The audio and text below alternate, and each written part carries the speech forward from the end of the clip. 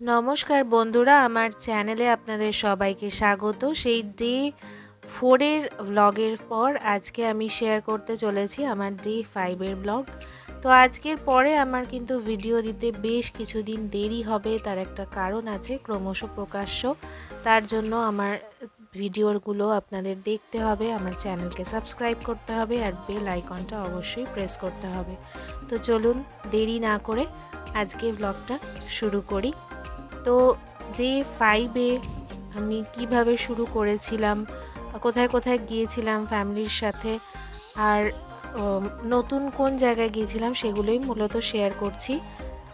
তো ডে 5-এর প্রথমেই আমি তো রেডি হয়ে গিয়ে একটু ফটো সেশন করছিলাম, তারপরে একদম ডাইরেক্ট চলে গেলাম ক্লাব মাহিন্দ্রার রেস্টুরেন্টে ব্রেকফাস্ট করতে। তো ব্রেকফাস্টটা বাফে ছিল, তো সেই জন্য মানে নিজেদেরকেই গিয়ে গিয়ে খাবার নিয়ে আসতে হচ্ছিল। আর এখানে আমি ওই সব রকম খাবারই মিলিয়ে মিশিয়ে নিয়েছিলাম আমরা, ইন্ডিয়ান, তারপর ব্রিটিশ, যা যা আর কি available, south Indian, north Indian সবই মিলিয়ে মিশিয়ে নিয়েছিলাম। তারপরে আবার আফটার ব্রেকফাস্ট একটু মানে ফটো সেশন করে একটু শপিংয়ে চলে গেলাম। আমাদের ঠিক রিসর্টের অপোজিটেই এরকম একটা শপ ছিল, যেখানে আমরা সবার জন্যই একটু মানে রিলেটিভসদের জন্য কিছু জিনিসপত্র কিনবো বলে চলে গেছিলাম। আর গিয়ে ওই দেখছিলাম যে কার জন্য কী কী নেওয়া যায়, যেহেতু ফ্লাইটে ফিরবো তো বেশি ভারী কিছু নেওয়াও যাবে না, তো এমন কিছু নিতে হবে যাতে ওজনটাও অতটা না বাড়ে আর মোটামুটি সেটা ইউজফুলও হয় আর সবার ভালোও লাগে। তো ওখানে মোটামুটি কালেকশনটা বেশ ভালোই ছিল। আর তাই ভাবছিলাম কাকে কি দেবো, তো সেগুলোই ডিসাইড করছিলাম। আর রোড সাইড শপ হলেও মেটেরিয়ালগুলো কিন্তু বেশ ভালো, তো সেগুলোই হাত দিয়ে দিয়ে চেক করছিলাম। তো এরকম হঠাৎ করে চেক করতে করতে দেখলাম বেশ ভেড়ার পাল একদম আমাদের রিসর্টের সামনে দিয়ে চলে গেল, তাই ওদের ফুটেজটাও একটু নিয়ে নিলাম। তো এরকম বেশ ভালো লাগছিল ওদেরকে দেখে, বেশ ছুটে ছুটে যাচ্ছিল। তারপরে এই শালটা খুব পছন্দও হচ্ছিল, মানে আমার শাশুড়ি মার, তো উনি ওনার জন্য একটু দেখছিলেন, আমিও দেখছিলাম। তো এরকম করে আলটিমেটলি সবার জন্য শপিং করে আমরা চলে গেলাম মাসোরবা থেকে আমাদের নেক্সট ডেস্টিনেশন নালদেহরার উদ্দেশ্যে। আর সেই নালদেহরা অবধি যেতে যা যা আমাদের স্পট ছিল, তো বা ভিউ পয়েন্ট ছিল, সেগুলো দেখেই আমরা নালদেহরাতে যাব।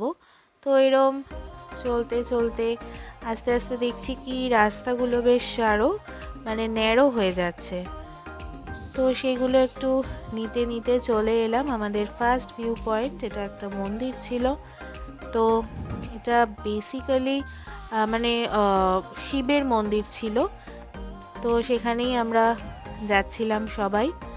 তো আমার শাশুড়ি মা এখানে যেতে পারেননি, যেহেতু অনেকটাই উঁচু মন্দির, অনেকগুলো সিঁড়ি ছিল, তো সেইগুলো একটু মানে সিঁড়ি ভেঙে যাওয়াটা একটু চাপেরই ছিল, তাই আমরা চারজনই গেলাম, আমি, আমার হাজব্যান্ড আর দিদি আর জামাইবাবু। আর যেতে যেতে একটু আশেপাশের মানে ফুটেজগুলো নিচ্ছিলাম। কি সুন্দর সামনে এই ভিউটা, মানে এত ভালো লাগছিল যে একটু ক্যাপচার করে নিলাম। উপর থেকে যেন আরও সুন্দর লাগছিল। তো এই করতে করতে আশেপাশে কি সুন্দর, এত সুন্দর সুন্দর গাছ, গ্রিনারি পুরো। তো ফাইনালি জুতো খুলে এবার আর কি মন্দিরে যাওয়ার পালা ছিল। তো আমি আবার একটু দিদি জামাইবাবুকেও আমার ফ্রেম বন্দি করছিলাম। আর জামাইবাবু তো প্রথমেই বললাম কি খুব প্যাশনেট ফটোগ্রাফি নিয়ে, তো জামাইবাবু নিজেই ফটোগ্রাফি করতে বেশ বিজি ছিল।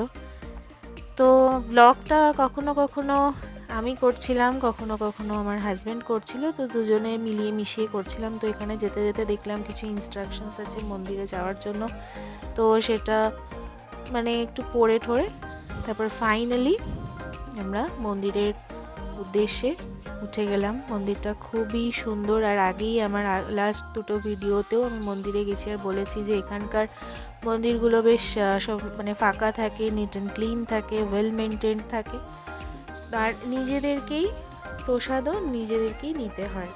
তো এটা বন্ধ ছিল, তাই আমি সাইড থেকে একটুখানি ফুটেজ নিচ্ছিলাম। আর একটু ক্যাপচার করছিলাম। আমার মনে হয় এখানে অতটা মানে ভিডিওগ্রাফিও বোধহয় করা নিষেধ ছিল, কিন্তু তাও আমি একটুখানি মানে করছিলাম, যেহেতু মন্দিরে আর কেউ ছিল না, তো আর তো মানে চট করে আসা হবে না, তো সেই জন্য ভাবলাম যে একটু ফ্রেমবন্দি করে নিয়ে যাই। এত ফাঁকা মন্দির সচরাচর তো কলকাতায় থাকে না, তো সেই জন্যই একটু বেশ প্রদক্ষিণও করলাম আর একটুখানি ভিডিও করে নিলাম। তো মন্দির দর্শন করে আমরা এই বাইরের দিকে বেরিয়ে এলাম। বাইরে থেকেও মন্দিরটা এত সুন্দর লাগছে, মানে এত শান্ত।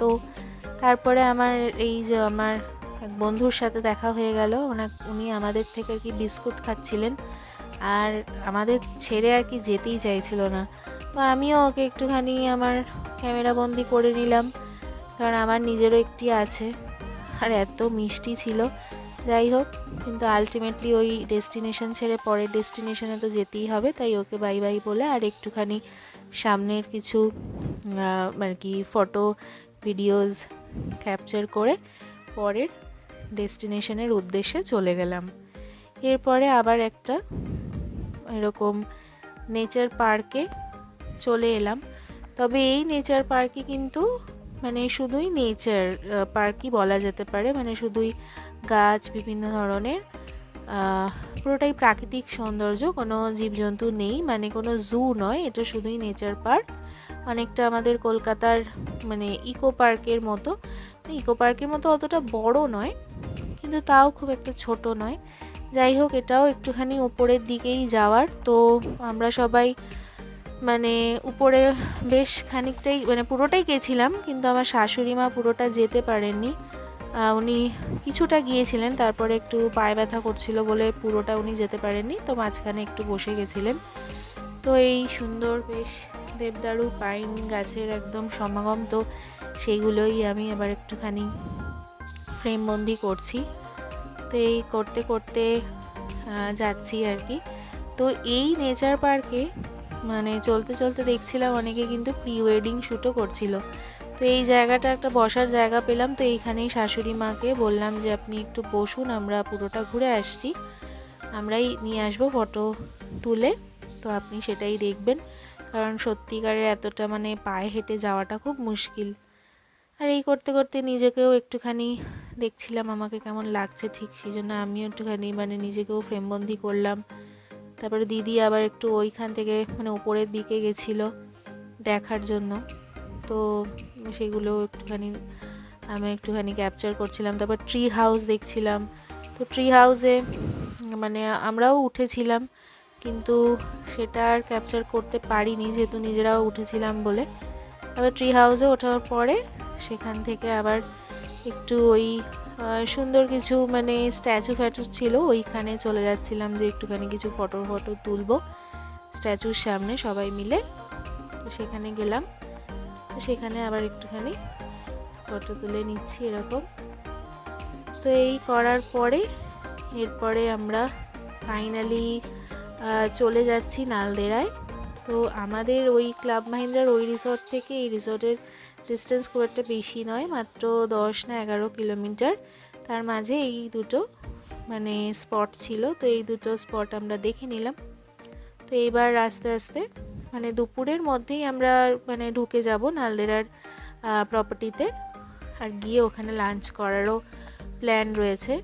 তবে নালদেহরাটা কিন্তু বেশ ঠান্ডা। তো এই প্রপার্টির কিছু ফটো আমি মানে দেখাচ্ছি আপনাদেরকে। আমি এর অনেক ভিডিও করেছি যেগুলো ইন ফিউচার আপনাদের সাথে শেয়ার করব। তো এখন কটা ফটোই মানে দেখাচ্ছি আর কি। এখানে কিছু রিসেপশনের ফটো তুলেছিলাম, তারপর ওরা ওয়েলকাম ড্রিঙ্ক দিয়েছিল, তো সেটাও খেলাম। তারপরে সেখান থেকে পূজা বলে একজন ম্যানেজার ছিলেন, তো এই আমাদের অ্যাসিস্ট করছিল, আমাদের রুমে নিয়ে যাচ্ছিল। তো খুবই ভালো ছিল মেয়েটা, তো মানে খুবই ওয়েল বিহেভড, খুব কুল অ্যান্ড কাম, মানে খুব ভালোভাবে সব কিছু ডিসক্রাইব করছিল। তো সেখানে চলে গেলাম। নালদেহরার ক্লাব মাহিন্দ্রা রিসর্টটা কিন্তু অনেক বড়, ওদের one of the premium property বলা যেতে পারে। তো সেখানে আলটিমেটলি আমরা এবার আমাদের আর কি স্টুডিও রুমে চলে যাচ্ছি, তো এটা আমি পরে আবার পরের ভিডিওতে দেখাবো। তো এইবার আমি মানে একটু নিজে একটু প্রপার্টিটা ঘুরবো, তো সেই জন্য বেরিয়েছি। ঠান্ডাটা অনেকটাই বেশি, তাই জন্য একদম মানে নিজেকে একদম টুপি টুপি পরে একদম তৈরি হয়ে গেছি। তো এই সময়টা বিকেল হয়ে গেছিলো, সকালে তো আরও সুন্দর লাগে। আমার ডে 5 কেটেছিল সিমলায়। তো পরের ভিডিও নিয়ে একটু কিছুদিন পরে আবার হাজির হব। ততদিন খুব ভালো থাকবেন, সুস্থ থাকবেন এই কামনাই করি। আর আমার চ্যানেলটিকে অবশ্যই সাবস্ক্রাইব করবেন আর বেল আইকনটি অবশ্যই প্রেস করবেন। ধন্যবাদ।